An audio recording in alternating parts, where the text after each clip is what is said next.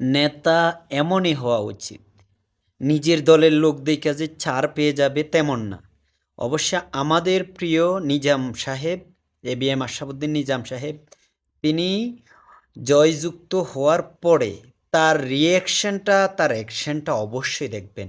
কিন্তু তার কথা হচ্ছে, আমার যত কাছের হোক, আমার যত ফেভারিট হোক, যত প্রিয় হোক, কোনো ছাড় দেওয়া হবে না। তো ভিডিওটি শেষ পর্যন্ত আমার দেখবেন। সবচেয়ে প্রিয় ব্যক্তিদের বিরুদ্ধে মামলা করেছে, আমার গ্রামের ছাত্রদলের নেতার বিরুদ্ধে মামলা করেছে, এটা অব্যাহত থাকবে। আপনি নির্বাচিত হয়ে মাদক চাঁদাবাজির বিরুদ্ধে যুদ্ধ ঘোষণা করেছিলেন, পাশাপাশি আমরা দেখেছি যখন জুলাইয়ের পরবর্তী সময়েও আপনি আপনার নেতা কর্মীদের নির্দেশনা দিয়েছেন। এখন গতকাল দেখেছি অনেকের বিরুদ্ধে মামলা হয়েছে, এই মামলা পর্যন্ত আসলে কেন যেতে হলো? আমাদের দেশে একটা ট্রেন্ড আছে, ইলেকশনে যখন বিজয় হয়, বিজয় হওয়ার পরে নিজের অজান্তেই আমাদের নেতা কর্মীদের একটা ভাব আসে। আমি 14 মাস কিন্তু এভাবে মোটিভেট করেছি, 18 মাস, এগুলি করা যাবে না। এরা সব আমার প্রিয়। আমার যেই ছেলে 2006 সালে 16 বছর, তার বয়স এখন 34 বছর, চিন্তা করে দেখেন।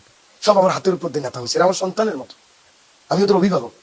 কিন্তু আমার নেতার এবং আমার ব্যক্তিগত যে বিশ্বাস করি, আমার নেতার যে আদর্শ, তারেক রহমানের, খালেদা জিয়ার, আমার নেতা শহীদ জিয়াউর রহমানের যে নীতি, সেখান থেকে তো 100টা কাউকে ছাড় দেওয়া হবে না। আমি বলে এসেছি, আমি ইলেকশনে আগেই বলেছি 12 তারিখ পর্যন্ত আমাকে ভোট দিবেন, 13 তারিখে আপনার দল আপনি করবেন। এটাই এই জন্যই 17 বছর সংগ্রাম করেছি, আপনার দল আপনি করবেন।